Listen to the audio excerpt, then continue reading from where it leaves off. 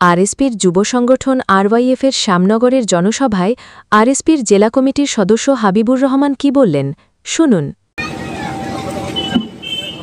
এবার বক্তব্য রাখবেন জেলা কমিটির সদস্য।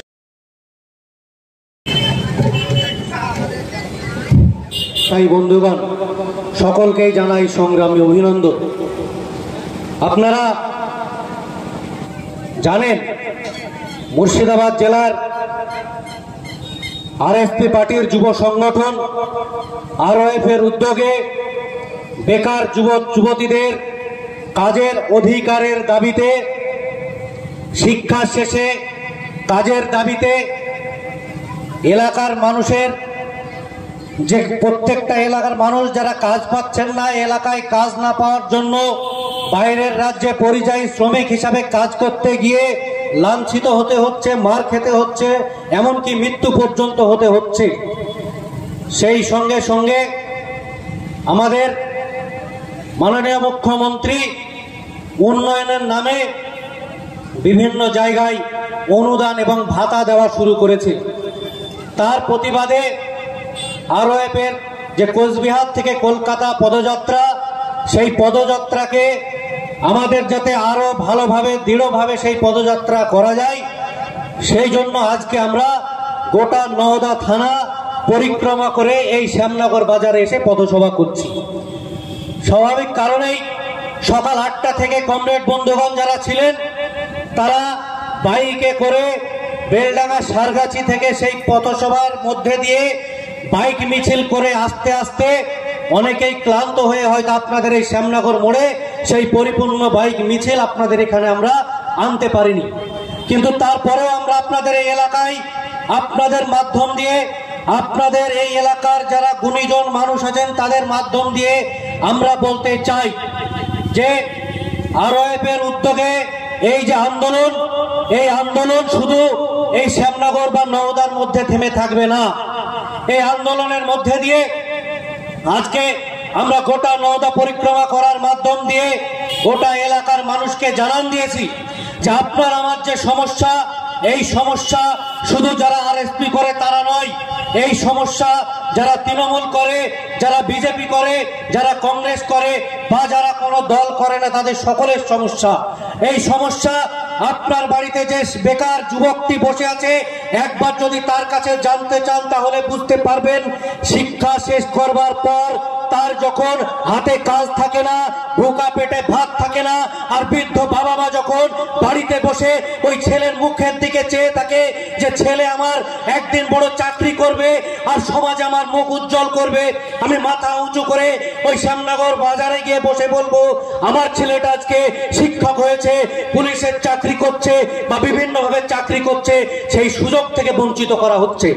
আপনারা জানেন, বামফ্রন্ট সরকার ৭৭-এ ক্ষমতা আসার পর এখানে যারা বসে আছেন অধিক সংখ্যক মানুষ যারা আছেন তারা অনেক পুরনো মানুষ, তারা জানেন প্রথম যে স্লোগান দিয়েছিল সেখানে বলা হয়েছিল এই যে বামফ্রন্ট সরকার যদি প্রতিষ্ঠিত হয় তাহলে প্রত্যেকটা সাধারণ খেটে খাওয়া গরিব মানুষ, আপনার আমার মতো মেহনতি মানুষ যারা সকালবেলায় উঠে ওই ধানের জমিতে, পেঁয়াজের জমিতে, পাটের জমিতে লাঙল ফলিয়ে চাষ করে দুমুঠো আমরা ভাতের জোগাড় করি, আজকে তাদের যে লড়াই, সেই লড়াইয়ের সঙ্গী হয়ে আমরা তাদেরকে দেখব। আর তার প্রতিশ্রুতির ফল অনুযায়ী প্রথম আসার পরে এসএসসি চালু করেছিলেন, টেট পরীক্ষা চালু করেছিলেন, আপার প্রাইমারি চালু করেছিলেন, প্রাইমারি চালু করেছিলেন। তার ফলে কি হয়েছিল, মেধার ভিত্তিতে আপনার বাড়ির সন্তান যদি সত্যি সত্যি মেধাবী হয় তাহলে সরকারি পরীক্ষায় চাকরি দিয়ে সেই চাকরির সুবিধাগুলো পেত, সেখানে আর কোনো ভেদাভেদ ছিল না। কিন্তু মাননীয় আসার পরে কি করলেন, মুখ্যমন্ত্রী প্রথমে আসার পরেই এই পরীক্ষাগুলোকে আস্তে আস্তে আস্তে বিলুপ্তির পথে সরিয়ে দিলেন।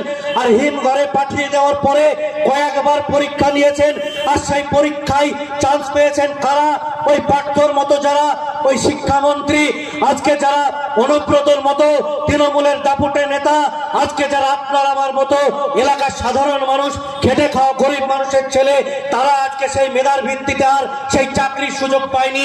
সেই সুযোগ পায়নি বলে আজকে আমাদের কাছে গোটা ভারতবর্ষের কাছে মাথা হেট হয়ে থাকতে হচ্ছে। কারণ ভারতবর্ষের পার্লামেন্টের এই প্রথম আলোচনা হতে হয় যেখানে চাকরি চুরির নামে গোটা প্যানেলটাকে বাতিল করতে হয়। আমাদের যে হাইকোর্ট, আমাদের সুপ্রিম কোর্টে আলোচনা হয়, যেখানে চাকরি চুরির নামে গোটা প্যানেলটাকে বাতিল করে দিয়ে যারা ওর মধ্যে কিছু যোগ্য মেধাবী ছাত্র ছিল তাদের চাকরিটাও আজকে ধূলিসাৎ হয়েছে। আপনাদের মাধ্যম দিয়ে আমরা বলতে চাই, মাননীয়কে এই জায়গায় সুনিশ্চিত করতে হবে মেধার ভিত্তিতে চাকরি হবে। যার একমাত্র যোগ্যতা আছে, যোগ্যতা সম্পন্ন মানুষই সেই সব চাকরিগুলো পাবেন, তাকে সেই স্বীকার করতে হবে। তাকে আজকে বলতে হবে তিনি যে কাজটি করেছেন, অন্যায় করেছেন, মানুষের কাছে তাকে ক্ষমা চাইতে হবে। আর যারা যোগ্য মেধাবী ছাত্র যারা চাকরি পেয়েছিল তাদেরকে সেই চাকরিতে বহাল তবিয়তে ফেরাতে হবে। আপনার এলাকার যারা মানুষ, এই এলাকার মানুষ যারা খেটে খাওয়া মানুষ, যারা চাকরি বাকরি করেন না, আপনার এলাকার দিনমজুর মানুষ, দিনমজুর মানুষের প্রতিদিন কাজ থাকে না। বামফ্রন্ট সরকার 2004 সালে যখন ছিল, তখন ইউপিএ সরকার ওয়ানের সময় আমাদের ভারতবর্ষের যে সরকার হয়েছিল সেই সরকারের প্রথম দাবি রেখেছিল, তারা যদি দাবি রাখতো যে আমাদেরকে 4-5টা মন্ত্রিত্ব দিতে হবে আর ওই লাল লাইটওয়ালা বাতির গাড়ি আমাদের গাড়ির ওপরে দিতে হবে, আমরা যখন যাব সাধারণ মানুষ আমাদেরকে সেলাম করবে, সেটা চাইনি। বামফ্রন্টের যে এমপিরা ছিল সেই 67 জন এমপি, তখন ইউপিএ সরকার কংগ্রেসের নেতৃত্বাধীন সেই মনমোহন সিং তার নেতৃত্বে সরকার গঠিত হয়েছিল, তাদের কাছে প্রথম দাবি তুলেছিল গ্রামের খেটে খাওয়া মানুষ, মেহনতি মানুষ, তারা প্রতিদিন কাজ পায় না, তাদেরকে 100 দিনের কাজের সুনিশ্চিত ব্যবস্থা করতে হবে। তারপরে সেই আপনারা 100 দিনের কাজ পেয়েছেন। আর এই 100 দিনের কাজটাকে আমরা বারবার করে দাবি তুলছি, এখন 200 দিন করতে হবে। তা না হলে আপনার আমার এলাকার মানুষ প্রতিনিয়ত, আজকে আমাদের বাংলায় কাজ নেই, গোটা এলাকা জুড়ে কোনো কাজ নেই। তাই যখন একজন প্রাপ্তবয়স্ক পুরুষ তার স্ত্রী সন্তানের মুখে ভাত তুলে দিতে ব্যর্থ হয়, তখন তাকে বাধ্য হয়ে আমাদের রাজ্য ছেড়ে, আমাদের এলাকা ছেড়ে তাদেরকে গিয়ে ভিন রাজ্যে কাজ করতে যেতে হয়। আর তাদেরকে একটা নতুন নাম দিয়ে আমাদের সরকার বলবার চেষ্টা করছে পরিযায়ী শ্রমিক। আমরা বলতে চাই, এই পরিযায়ী শ্রমিক হওয়ার ক্ষেত্রে সব থেকে বড় যদি কারোর অবদান থাকে, সেটা হলো মাননীয় মুখ্যমন্ত্রী মমতা বন্দ্যোপাধ্যায়। তার কারণ তিনি যখন ক্ষমতায় আসার জন্য আপ্রাণ চেষ্টা করছিলেন, সেই আপ্রাণ চেষ্টা করার মধ্যে দিয়ে তিনি একটি কাজ করেছিলেন, আপনারা সকলে জানেন, সিঙ্গুর নন্দী গ্রামে তিনি অনশন করেছিলেন। আর সেই অনশন করেছিলেন কার বিরুদ্ধে? আমাদের বাংলায় যাতে যে শিল্পপতিরা শিল্প স্থাপন করেন তাদের বিরুদ্ধে তিনি আন্দোলন করেছিলেন। আন্দোলনের ফল অনুসারে কি হয়েছে আপনারা সকলেই জানেন। টাটা গোষ্ঠী আজকে সমস্ত তাদের চটি চম্পল গুটিয়ে নিয়ে চলে গেছেন।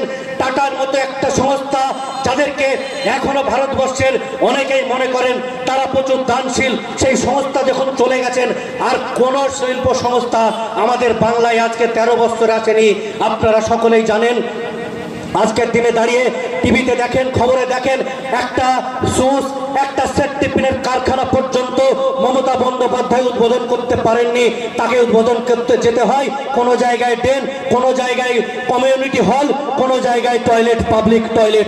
আজকে আমরা মাননীয়কে বলতে চাই, যদি কলকারখানাগুলোকে নতুনভাবে না হয়, সাধারণ মানুষ কাজ কিভাবে পাবে? নতুন করে হওয়া তো দূরের কথা, আমি আজকে যদি ভুল বলি, আমি আপনাদের এলাকার ছেলে, আপনারা আমাকে ধরিয়ে দেবেন। এই আপনার এলাকায় এই মমতা বন্দ্যোপাধ্যায় ক্ষমতায় আসার পরে 6000-এর উপরে শিল্প সংস্থা এখান থেকে গুটিয়ে নিয়ে বিভিন্ন রাজ্যে চলে গেছেন। তার কারণ হচ্ছে এই তৃণমূল নামক দলটির যারা নেতা আছেন, শাসক দলের যারা নেতা আছেন, তাদের আজকে তোলাবাজি, তারা আজকে এত এত টাকা তাদের সঙ্গে দাবি করে, তারা যা লাভ্যাংশ পায় তার থেকে বেশি দাবি করে। তাই তারা আজকে সমস্ত গুটিয়ে নিয়ে অন্য রাজ্যে চলে যাচ্ছে।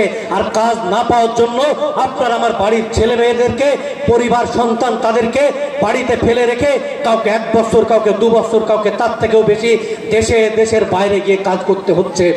আর এই আমাদের দেশের যে সরকার এসছে, এই সরকার আমাদের মধ্যে ভাগ করে দিচ্ছে, হিন্দু মুসলমানে ভাগ করছে, আমাদের মধ্যে বর্ণের ভাগ করছে, আমাদের মধ্যে ভাষার ভিত্তিতে ভাগ করছে। আর এই ভাগ করার ভিত্তিতে আপনারা দেখছেন, গত যদি 6 মাসের কথা বলি, আমি বাইরে কোনো জায়গায় যেতে চাই না, আজকে এই নওদায় যদি শুধু দেখেন তাহলে 7 জন পরিযায়ী শ্রমিকের মৃত্যু হয়েছে। আর এই 7 জন পরিযায়ী শ্রমিক যারা আপনার আমার মতো বাড়ির মানুষ, খেটে খাওয়া মানুষ, তারা আজকে দুটো পেটে ভাতের জন্য অন্য রাজ্যে তাদের সমস্ত পরিবারের পরিজনদের আমাদেরকে ফেলে তারা কাজ করতে গেছিল শুধু খাবার জন্য।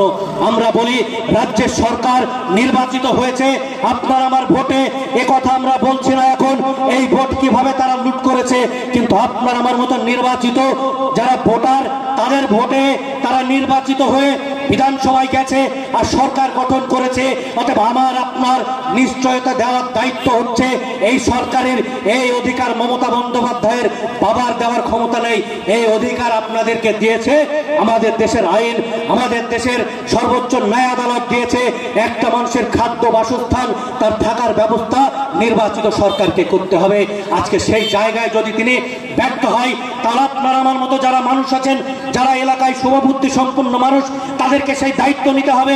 সেই দায়িত্ব যদি না নেন তাহলে পুরো সমাজটাকে কলুষিত হয়ে যাবে। আপনারা সকলেই জানেন আজকে যে পরিস্থিতি চলছে গোটা এলাকা জুড়ে, আমার বলবার অপেক্ষা রাখে না। আপনাদের এই এলাকার মানুষ আপনারা জানেন, ছোট থেকে বড় এই যে কিছু কিছু নেতাদের আছে, এই নেতাদের পিছন পিছন বেরিয়ে এই চামচাদের পিছনে থেকে আজকে তারা গুলি বন্দুক বোম পিস্তল নিয়ে রাজধানী করে বেড়াচ্ছে গোটা এলাকায়। ফলস্বরূপ কি হচ্ছে, আজকে হয়তো আপনারা আছেন, আপনার এই এলাকার মানুষও আছে, তাদের মধ্যে কিছু তারাও আজকে তারা সেই কাজটি করছে। তাদের কোনো গ্যারান্টি নেই, কারোর কোনো পামে পাম্পড় দেবেন না, কারোর দায়িত্ব নেবে না। আজকে নেতা পাল্টাতে এদের একটা মিনিটও লাগে না, এ নেতা থেকে এ নেতা হবে। আর বিপদও পড়বে কে? আপনার আমার বাড়ির ছেলে যারা আজকে ওই কুকর্মগুলোর সঙ্গে আছে তাদেরকে পুলিশ ধরে নিয়ে যাবে। আজকে হয়তো একজন নেতার ছত্রছায়া আছে, মনে হচ্ছে আপনাদের যে তাদেরকে কোনোদিন পুলিশ ধরতেও পারবে না, পুলিশ টাচ করবে না। সম্পূর্ণ ভুল কথা। পুলিশ সবার উপরে নজর রাখে, পুলিশ সমস্তটা আপনাদের উপরে নজর রাখেছে। আর আজকে যখন বিপদে পড়ার জায়গা আসবে তখন আপনার আমার বাড়ির যারা সাধারণ মানুষ তাদেরকে তুলে নিয়ে গিয়ে ওই জেলখানায় বন্দি করে তারা তখন প্রমোশনের জায়গায় যাবে। তাই আপনাদের কাছে আমি দাবি তুলতে চাই, কোনো দাদা দিদির পামে পড়ে কোনো দুর্নীতির সঙ্গে কোনো খারাপ কাজের সঙ্গে জড়িত হবেন না। যারা আছেন আপনাদের পরিবারের কেউ যদি সেই জায়গায় থাকে অবিলম্বে ফিরিয়ে আনার ব্যবস্থা করুন, কারণ এই নেতা পাল্টাতে আর বেশি দিন নেই। পাল্টে গেলে অন্য নেতা হবে আর তখন টার্গেট হবেন আপনাদের আমাদের মতো বাড়ির ছেলেমেয়েরা। আপনাদেরকে আমি বেশি কথা বলবো না। আমাদের জেলা সম্পাদক আছেন, উনি খুব ভালো বক্তব্য রাখেন, আপনাদের সামনে বিস্তারিত বলবেন। তাই আমি আপনাদের সকলকে সংগ্রামে অভিনন্দন জানিয়ে আমি আমার আলোচনা শেষ করছি। ইনকালিক জিন্দাবাদ, আরএসপি জিন্দাবাদ, আরওএফ জিন্দাবাদ। কেজি 1 থেকে 10ম শ্রেণী পর্যন্ত নতুন শিক্ষাবর্ষে ভর্তি চলছে। শিশুদের খেলার মাঠ, সুন্দর পার্ক বিশিষ্ট এবং প্রাকৃতিক মনোরম পরিবেশে অবস্থিত AM আদর্শ নার্সারি শিশু বিদ্যাপীঠ, আবাসিক এবং দিবা আবাসিক, ত্রিমোহিনী, নওদা, মুর্শিদাবাদ। নতুন শিক্ষাবর্ষে আপনাদের ছেলেমেয়ের উজ্জ্বল ভবিষ্যৎ গড়তে এই শিক্ষা প্রতিষ্ঠানে কেজি 1 থেকে 10ম শ্রেণী পর্যন্ত ভর্তির জন্য আবেদন করুন। এখানে কম্পিউটার এবং শরীরশিক্ষা প্রশিক্ষণ দেওয়া হয়। প্রতিষ্ঠানটি সিসি ক্যামেরার আওতায় রয়েছে। যাতায়াতের জন্য রয়েছে নিশ্চিত পরিবহন ব্যবস্থা। যোগাযোগ করিবার নম্বর 9382594587 অথবা 9647351038।